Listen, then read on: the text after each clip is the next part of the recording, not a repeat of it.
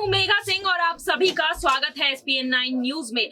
आज हम बात करेंगे राज ठाकरे को लेकर। राज ठाकरे जिस तरह से अपने विवादित बयान में अब खुद फंसते जा रहे हैं वो देखना काफी दिलचस्प है। और अब एक सवाल उठ रहा है कि क्या राज ठाकरे को माफी मांगनी चाहिए या फिर राज ठाकरे को अपने बयान की वजह से जेल भी जाना पड़ सकता है। चलिए इन सभी मुद्दों पर आज बातचीत करेंगे और हमारे साथ मौजूद है हमारे सहयोगी मृत्युंजय। आपका बहुत बहुत स्वागत है। शुक्रिया। मृत्युंजय, जिस तरह से देखा जा रहा है कि अभी महाराष्ट्र में माहौल जो है वो काफी खराब चल रहा है। राज ठाकरे ने जिस तरह से लाउड स्पीकर और आजान को लेकर बयान दिया है, लेकिन दूसरी तरफ अब जो है शिवसेना तैयार हो गई, उन्होंने कमर कस ली और राज ठाकरे के खिलाफ जो है अब वो एक्शन लेती हुई नजर आ रही है। आज भी देखा गया कि यहाँ पर प्रशासन की ओर से अगर वो SP हो, DSP हो, यहाँ पर जितने भी बड़े अधिकारी हो, सभी ने मिलकर मीटिंग की है और अब इस मीटिंग के कई सारे मायने निकाले जा रहे हैं। कहा जा रहा है कि जल्दी राज ठाकरे को उनके करतूतों का फल मिल सकता है। आपको क्या लगता है कि राज ठाकरे ने जिस तरह से बयान दिया है, क्या उन्हें जल्द जेल हो सकती है उस बयान के लिए?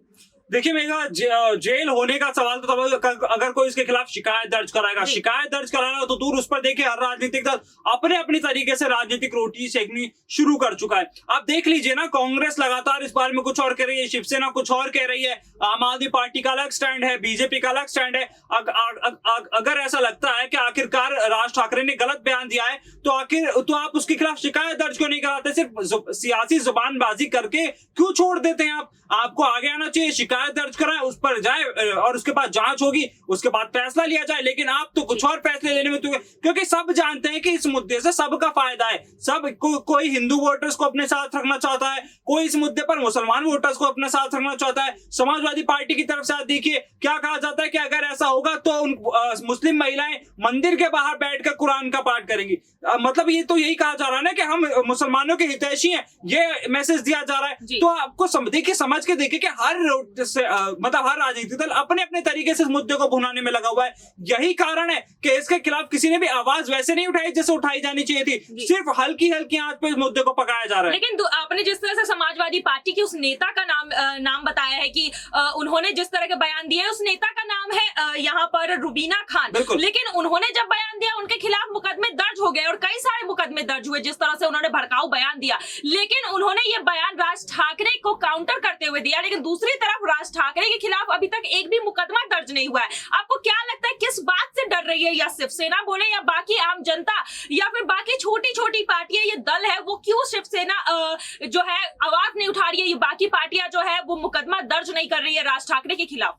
देखिए, मैंने आपसे पहले ही कहा था ना कि हर कोई इस मुद्दे को अपनी तरह से भुनाना चाह रहा है। यही कारण है कि अभी तक किसी की भी तरफ से राज ठाकरे के खिलाफ पहल नहीं की गई है। और जिस तरह राज ठाकरे अभी भी अपनी बात पर अड़े हुए हैं, आपका कुछ दिन पहले का उनका स्टेटमेंट आप उठा करके देख लीजिए, जहां उन्होंने कहा है कि ये देखिए कोई वैश्विक मुद्दा नहीं है, सामाजिक मुद्दा है। और ऐसे बताते उन्होंने ये बात बोली है कि वो अपनी बातों पर अड़े हुए हैं और 3 मई तक का वक्त है, आप लाउड स्पीकर हटा दिए वरना हम हटा देंगे। अरे हम हटा देंगे, कोई जबरदस्ती है? आप कहीं भी घुसकर कोई भी लाउड स्पीकर हटा देंगे? और चलिए आपको लाउड स्पीकर हटवाने तो आप क्यों उस चीज को कानूनी रूप क्यों नहीं देते? कानून के जरिए उस चीज को हल क्यों नहीं करते? आप जबरदस्ती करने की कोशिश क्यों कर रहे हैं? तो ये देखा जा रहा है, ये तो खुलेआम गुंडागर्दी वाली बात है बिल्कुल। क्या आप जबरदस्ती किसी समुदाय को धमकाने की कोशिश कर रहे हैं? आप जाइए कानून में, कोर्ट जाइए, कानूनी तौर पर इस लड़ाई को लड़िए और जीत के दिखाइए। अगर आपकी बातों में कोई भी सच्चाई है, आपकी दलीलों में सच्चाई है तो जी बिल्कुल। अगर आप अपनी बात रखना चाहते हैं तो उसका एक दायरा होता है, एक मर्यादा होती है उस बात को रखने के लिए। लेकिन यहाँ पर राज ठाकरे जो है सांप्रदायिक हिंसा भड़काने की कोशिश कर रहे हैं।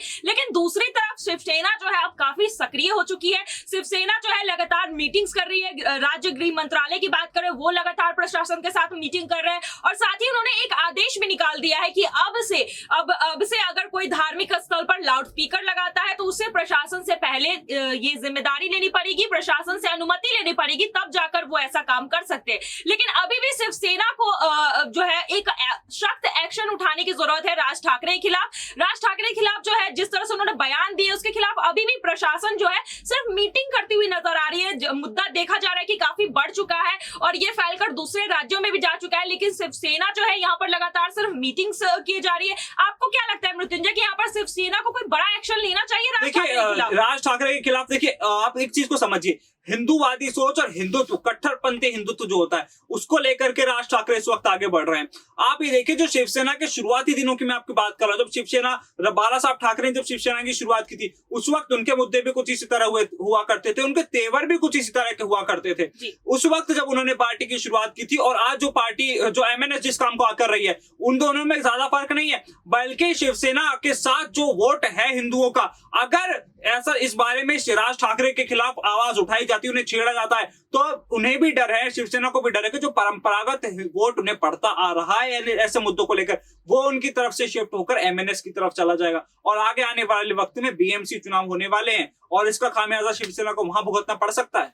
जी बिल्कुल, आने वाले चुनाव पर भी सबकी नजर है और ऐसा कहा जा रहा है कि राज ठाकरे जो है आने वाले बीएमसी चुनाव को लेकर जानबूझकर ये मुद्दा उठा रहे हैं ताकि एमएनएस की बची खुची जो सीटें हैं या फिर कहे बची खुची सांसें हैं उसे बचाया जाए महाराष्ट्र में। और यहाँ पर राज ठाकरे का इतना बड़ा बयान आता है और इसके खिलाफ कोई एक्शन नहीं लिया जा रहा है, ये थोड़ा चिंता वाला, ये जो थोड़ी है चिंता वाली बात हो जाती है, क्योंकि देखिए कोई भी राजनेता आकर इतनी बड़ी बयानबाजी कर ले और जिससे सांप्रदायिक हिंसा बढ़ने की हालात पे पैदा हो जाए, लेकिन फिर भी उनके खिलाफ जो है एक केस दर्ज नहीं हो रहा है। तो यहाँ पर देखा जा रहा है कि उनसे जो है काफी डरे हुए हैं लोग, क्योंकि देखिए दूसरी तरफ समाजवादी पार्टी से जब इस तरह के बयान आते हैं भड़काऊ, तो उनके खिलाफ तुरंत जो है केस दर्ज हो जाता है। लेकिन राज ठाकरे ने जिस चीज की शुरुआत की है उसके खिलाफ कोई एक्शन नहीं लिया जा रहा है। वही दूसरी तरफ उन्होंने ये भी कह दिया कि वो यूपी जाएंगे और वहां पर जो है भगवान श्री राम का के जो है दर्शन लेंगे और उसके बाद जो है बड़ा एक्शन लिया जाएगा। तो यहाँ पर वो साफ तौर पर जो धमकी देते हुए नजर आए हैं कि अगर प्रशासन जो है अगर उनकी बात नहीं सुनती है, सरकार उनकी बात नहीं सुनती है, अगर लाउड स्पीकर नहीं हटते हैं, तो उसके बाद अब वो महाराष्ट्र को नहीं बल्कि पूरे देश की जनता को, पूरे देश के हिंदुओं से उन्होंने अपील की है कि इसके खिलाफ एक्शन लिया जाए। तो मृत्युंजय, आपको नहीं लगता जो महाराष्ट्र की बात थी अब राज ठाकरे ने पूरे देश को इसमें जोड़ लिया, तो पूरे देश के हिंदुओं से उन्होंने अपील की है,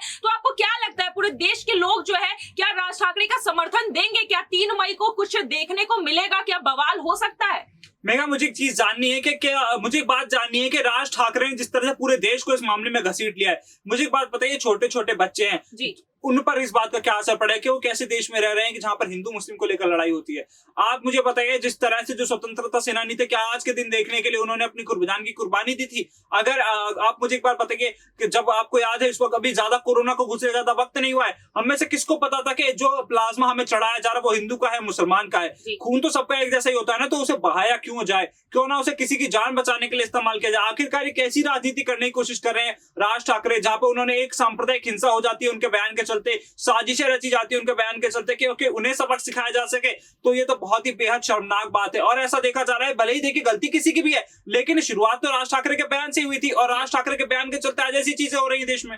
जी बिल्कुल, राज ठाकरे जिस तरह से बयान दे रहे हैं उससे देखने को मिल रहा है कि देश के हालात जो है वो खराब हो सकते हैं, सांप्रदायिक हिंसा बढ़ सकती है, लेकिन फिर भी दूसरी तरफ बाकी पार्टियां, बाकी सरकार जो है वो चुप्पी साधे हुए है और इस चीज पर हिंसा अभी से शुरुआत हो चुकी है इसकी। महाराष्ट्र में देख ले, महाराष्ट्र में ऑलरेडी कई जगहों पर जो है ऐसी खबरें आ रही है कि कार्यकर्ताओं द्वारा इंतजाम किया जा रहा है कि 3 मई को जो है लाउड स्पीकर पर हनुमान चालीसा बजाया जाएगा। और अगर ऐसा होता है तो दूसरी तरफ से मुस्लिम समुदाय के नेता की तरफ से भी इस तरह के बयान आ रहे हैं कि वो भी चुप नहीं बैठेंगे, वो भी जो है मस्जिद के बाहर बैठकर कुरान का पाठ करने लगेंगे। तो ये जो बयान बढ़ रहा है इस पर अभी से अगर शिवसेना जो है एक्शन नहीं लेती है, अभी भी राज ठाकरे को मजबूर नहीं किया जाता है अपने बयान से वापस लेने में, अगर उनके खिलाफ कार्रवाई नहीं की जाती है तो ये मामला हाथ से बिगड़ सकता है। तो अब जो है सवाल महाराष्ट्र के सरकार पर उठती है, महाराष्ट्र के सरकार और प्रशासन पर उठती है कि वो इस मामले को किस तरह से सुलझाए। भले ही मीटिंग्स लगातार चल रही है, आज भी महाराष्ट्र में देखा गया है कि मीटिंग्स हो रही है लगातार प्रशासन और मंत्रालय के बीच, लेकिन इस मीटिंग का क्या असर पड़ेगा, क्या हल निकाला जाएगा वो देखने लायक होगा और क्या राज ठाकरे को अपनी गलतियों का एहसास होगा कि नहीं, ये सबसे बड़ी बात है। तो चलिए आज के लिए बस इतना ही, आगे की खबरों के लिए देखते रहिए SPN9 न्यूज। धन्यवाद।